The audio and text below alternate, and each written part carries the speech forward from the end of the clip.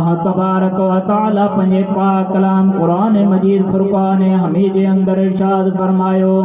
वसयुजन्नबुहल अतक़ा अल्लज़ी युअती मालहु यतज़क्का वमा लिअहदिन इंदहु मिन निअमतिन तुजज़ा इल्ला इब्तिग़ा वजहि रब्बिहिल आला वलसौफ यरदा।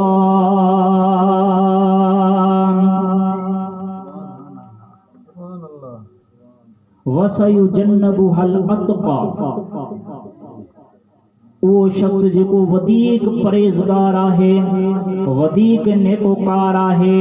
अल्लाह तबारक व तआला खां वधीक डिजण वारो आहे। अल्लाह तबारक व तआला फरमाए जेको वधीक परहेज़गार आहे क़यामत जे ॾींहुं वो जहन्नम खां परे परे हूंदो। या इलाहल आलमीन वो अतक़ा केर आहे वो वधीक परहेज़गार केर आहे मुत्तक़ी केर आहे अल्लज़ी युअती मालहु यतज़क्का। अल्लाह तबारक व तआला उन अतक़ा जी तारीफ़ फरमाई आहे त वो मुत्तक़ी केर आहे वो खुश नसीब केर बानो आहे जेको जहन्नम खां परे परे हूंदो। उनजे लाइ अल्लाह ताला फरमायो अल्लज़ी युअती मालहु यतज़क्का वो शख्स आहे जेको दुनिया जे अंदर पंहिंजो माल मिल्कत ख़र्च करे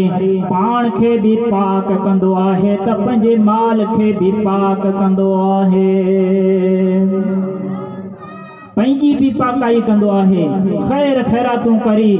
ज़कातूं ॾेई करी पंहिंजे माल खे भी पाक कंदो आहे ऐं पंहिंजे जिस्म खे भी पाक कंदो आहे त उहो शख्स वधीक मुत्तक़ी परहेज़गार आहे।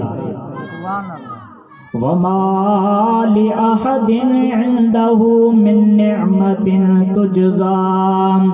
हू यो जेको ख़र्च कंदो आहे उनजे मथां कंहिंजो थोरो न हूंदो आहे उनजे मथां कंहिंजो थोरो न आहे पोइ छाजे करे उहो ख़र्च करे थो इल्ला इब्तिग़ा वजहि रब्बिहिल आला मगर उहो शख्स जेको ख़र्च कंदो आहे उहो पंहिंजे बुलंद ऐं बाला पंहिंजे रब्बे कायनात जे रहमत जे सदके पंहिंजे रब्बे कायनात जी रज़ा ख़ातिर ख़र्च कंदो आहे।